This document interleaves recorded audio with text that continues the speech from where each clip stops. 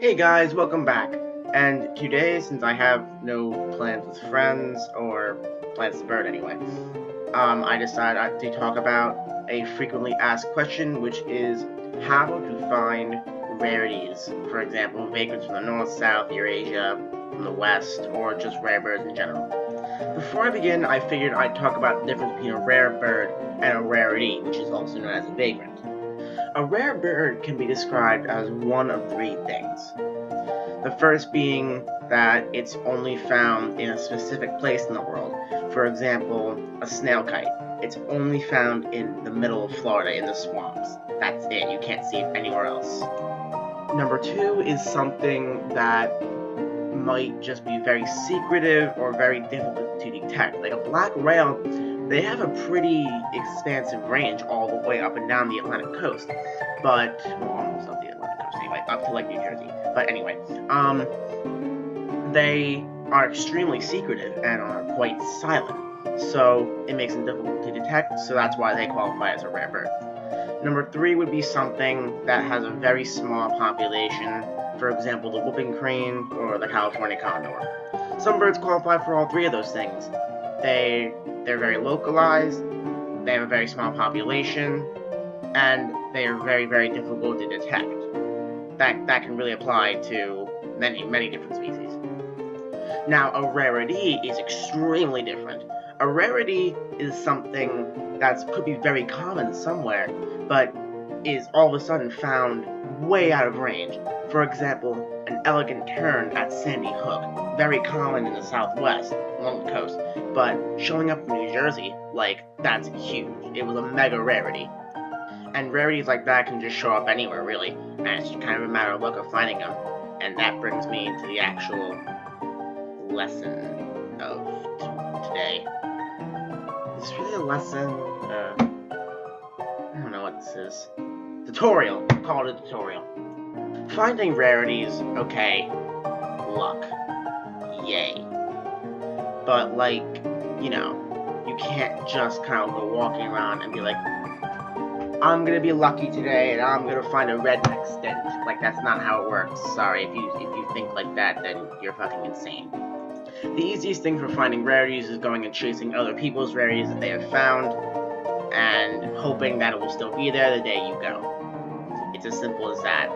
However, if you don't want to do that, and you want to find your own rarities and your local patches, stick around.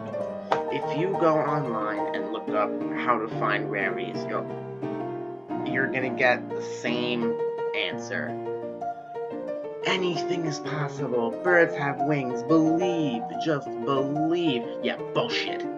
Like, what do you think, an ABA Co-5 is gonna come lollygagging into your backyard? Absolutely not.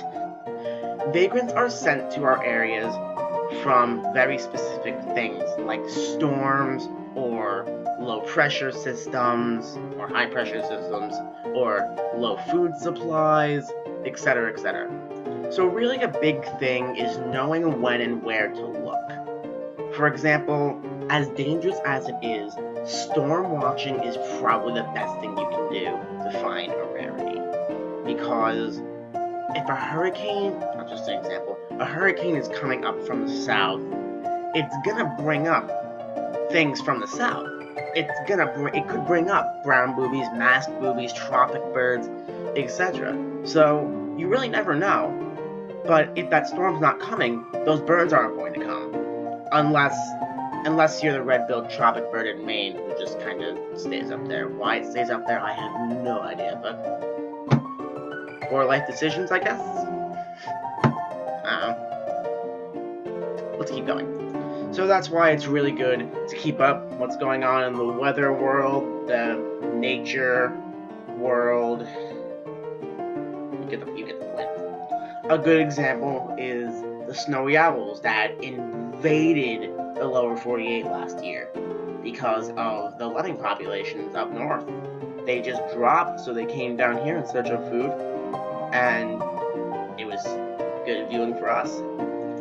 Like, if you didn't see a snowy owl last year and you're an avid birder, then smack. That's all I gotta say is just smack. If you don't feel like traveling or risking your life out in the storm, then a really good thing to do is just bird your local patch very, very often as you possibly can. And eventually, you'll probably stumble upon something that's at least generally uncommon. And hey, you never know, you might just bump into something really, really rare. For example, last December, I was just kind of birding on my local golf course, because you know how golf courses are closed in the winter. So I was birding my local golf course, and I was kind of scanning through a Canada goose flock, just kind of like for anything less common, like a cackler or something. And all of a sudden, a barnacle goose popped its head up, and I literally had a heart attack. It was amazing. An ABA code 4 on 5 minutes from my house. So, you know, that's why it's really good to bird your local patches quite often, because eventually you might just stumble upon something. However, it is very important to report something rare to like eBird or Birdborns or something like that. It's probably more important that you're 100% positive that you had that bird, because you don't want to create a bad reputation for yourself, because then birders will start to not really respect you and all bad things happen. That's where a good camera comes into play. It's good to have a nice DSLR on you at all times in case something rare like that pops up. But we're not going to talk about photography right now. I can just... You know what? Yeah, that's a good idea. I'll make another video for that. Yeah, that's very good.